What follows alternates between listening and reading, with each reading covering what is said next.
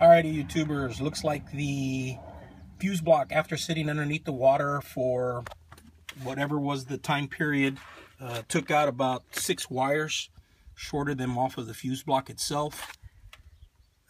Fuses appear to be well, didn't really short anything out other than those wiring right there. Did ruin a bolt, which I've gotten a couple of ideas. I might be able to run a bolt underneath from the bottom and connect it from the top. Either way, you can tell that that used to be that size nut and bolt. Now you can see the nut is literally corroded down and the bolt is fairly smooth. Should be able to repair it. It's going to be a little bit of work. I'm going to probably have to hit a junkyard, try to find another fuse block itself.